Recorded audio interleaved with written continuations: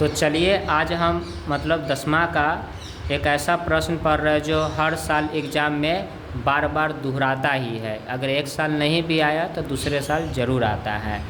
इसको सिंपल सा नाम से जाना जाता है थेल्स प्रमेय। कौन सा? थेल्स प्रमेय। थेल्स प्रमेय का स्टेटमेंट क्या है उसको पहले हम जानेंगे। कहता है कि सिद्ध करे कि किसी त्रिभुज के एक भुजा के समांतर, यानी कि इसको हम समझने की प्रयास करेंगे यहाँ पे कि एक त्रिभुज है। ये त्रिभुज जो होती है 3 भुजाओं से मिलकर बनती है। मान के चलिए इसका नाम ए, इसका बी और इसका सी। कह रहा है कि एक त्रिभुज के एक भुजा के समांतर अन्य बी सी एक भुजा है। इसके समांतर मान के चलिए एक भुजा हमने डी और ई को खींच दिया। बी सी के समांतर हमने डी ई को खींचा। दो भुजाओं को भिन्न भिन्न बिंदुओं पर प्रतिच्छेद करने के लिए ये एक भुजा हुआ, एक भुजा ये हुआ। इन दो भुजाओं को अलग अलग बिंदु पर प्रतिच्छेद करने के लिए जो रेखा खींची जाती है तो यह अन्य दो भुजाओं को एक ही अनुपात में इसको और इसको एक ही अनुपात में विभाजित करती है। यह स्टेटमेंट थेल्स का था। इसको हम ऐसे लिख सकते हैं ए डी बटा डी बी बराबर ए ई बटा ई सी, ए ई बटा ई सी। इसी को सिद्ध करना है। इसे थेल्स प्रमेय के नाम से जाना जाता है। तो चलिए हम पिक्चर के माध्यम से अब समझते हैं। ये हमारा त्रिभुज है A B C. B C के समांतर हमने डी ई रेखा खींचा, बी सी के समांतर हमने डी ई रेखा खींचा और बी को ई से मिलाया, डी को सी से मिला दिया और डी से ए ई बोलिए या ए सी पर लंब डाला और ई से भी ई एन एक लंब डाला। ठीक है, तो सबसे पहले यहाँ लिखेंगे दिया है। ये एग्ज़ाम में 5 नंबर का आता है। लिखेंगे त्रिभुज ए बी सी में, त्रिभुज ए बी सी में भुजा बी सी के समांतर, बी सी के समांतर एक रेखा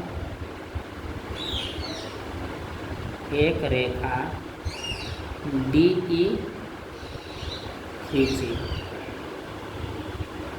गई है। जो बी सी के समांतर एक रेखा डी ई खींची गई है जो ए बी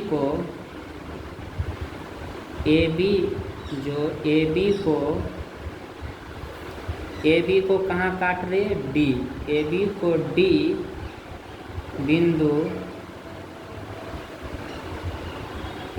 डी बिंदु तथा ए सी को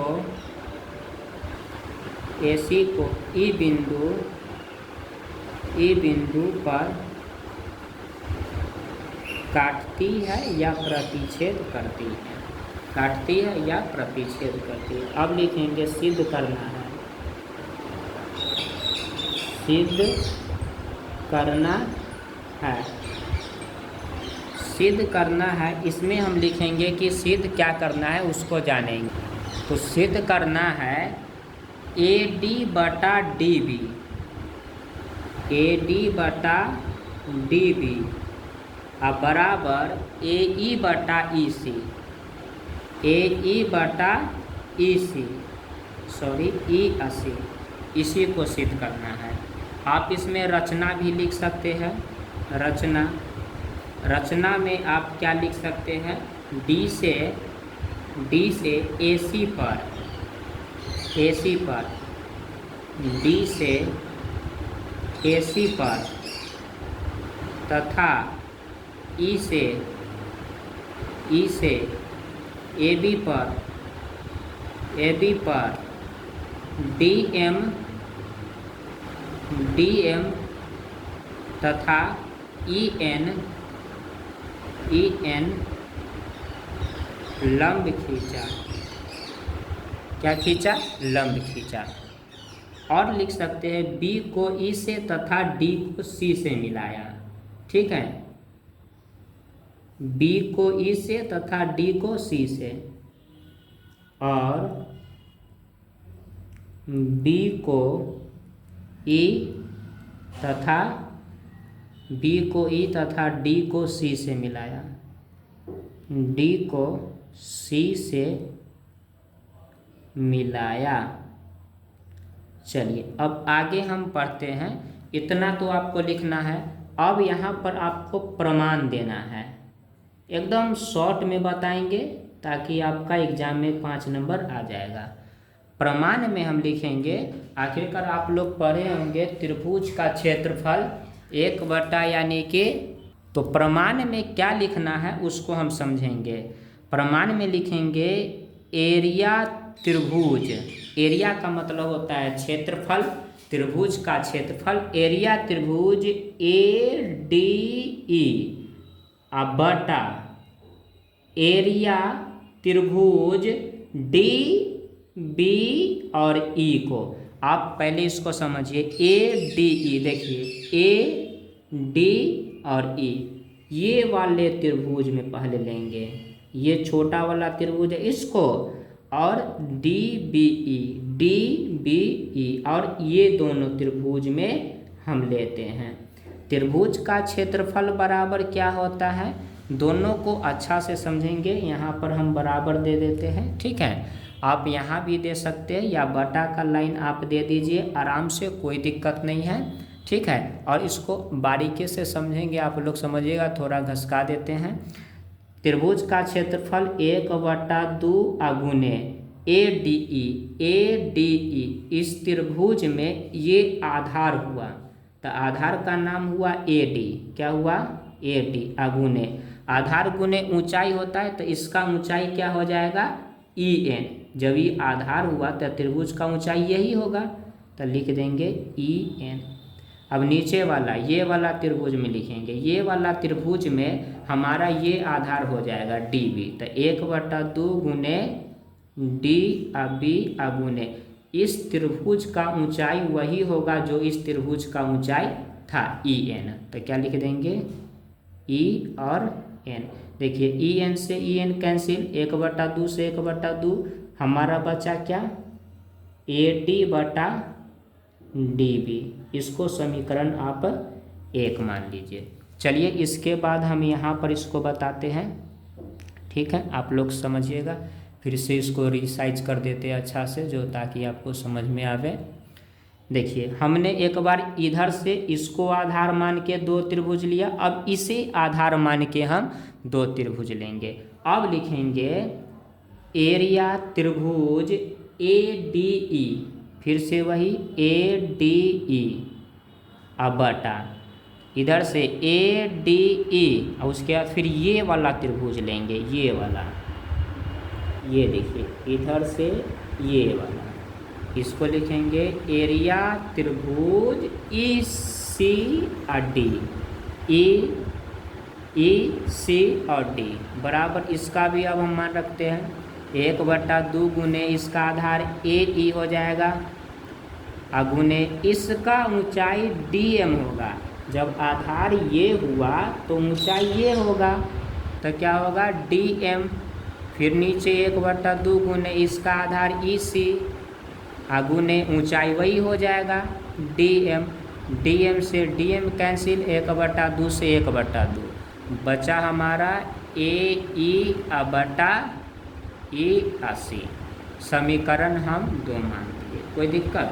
यहाँ पर लिखेंगे चूँकि त्रिभुज DBE एवं त्रिभुज ECD 2 त्रिभुज, देखिए DBE और ECD दोनों त्रिभुज को देखिएगा तो एक गो आधार DE पर है। जब एक ही आधार DE पर दोनों त्रिभुज है, ये वाला त्रिभुज भी और ये वाला त्रिभुज, तो दोनों क्या होगा? यानी कि D पर है तथा समांतर रेखाओं DE और BC के बीच में है, मध्य में, इसलिए ये दोनों का क्षेत्रफल क्या होगा? बराबर होगा। DBE एवं ECD एक ही आधार DE, एक ही आधार DE पर तथा लिख सकते हैं समांतर रेखाओं DE, ये DE समांतर रेखा और BC के मध्य स्थित है। जब इसका और ये दोनों आपस में समांतर रेखा है और ये दोनों त्रिभुज एक ही आधार पर स्थित है, तो दोनों त्रिभुज का क्षेत्रफल क्या हो जाएगा? बराबर हो जाएगा। इसलिए त्रिभुज DBE का क्षेत्रफल बराबर त्रिभुज ECD का क्षेत्रफल। अतः समीकरण 1 व 2 से, समीकरण 1 व 2 से लिख देंगे त्रिभुज ADE का क्षेत्रफल बटा त्रिभुज DBE का क्षेत्रफल बराबर त्रिभुज ADE का क्षेत्रफल बटा त्रिभुज ECD का क्षेत्रफल। अब यहाँ पर आप देखिए त्रिभुज ADE, त्रिभुज ADE दोनों बराबर है। त्रिभुज ADE का क्षेत्रफल बटा त्रिभुज DBE का क्षेत्रफल, त्रिभुज ADE का क्षेत्रफल बटा त्रिभुज ACD का क्षेत्रफल। समीकरण 1 और 2 से लिए है। समीकरण 1 में देखिए क्या लिखा हुआ है, AD बटा DB बराबर, समीकरण 2 में क्या है, AE बटा EC। आप यहाँ पर देख सकते हैं ADE, देखिए ADE का क्षेत्रफल और DBE का क्षेत्रफल यहाँ देखिए और यहाँ देखिए। इसके जगह पर मैंने इसको पुट किया और इसके जगह पर मैंने इसको पुट किया, तो ये दोनों हमको यही सिद्ध करना था। चलिए यही प्रमाणित हुआ, या आप इसको यहाँ पर लिख सकते हैं। इसी को कहा जाता है थेल्स प्रमेय। यही थेल्स प्रमेय के नाम से सिद्ध करने के लिए आता है, या आपको लिख देगा कि किसी यानी कि सिद्ध करे कि किसी त्रिभुज के एक भुजा के समांतर दो भुजाओं को भिन्न भिन्न बिंदुओं पर प्रतिच्छेद करने के लिए एक रेखा खींची जाती है, तो यह अन्य दो भुजाओं को एक ही अनुपात में काटती है, या पूछ दे थेल्स प्रमेय को सिद्ध करें। तो इसी तरह आप एग्जाम में अच्छे से बनाइए कॉपी में, ये आपका 5 नंबर का एग्जाम में पूछा जाएगा।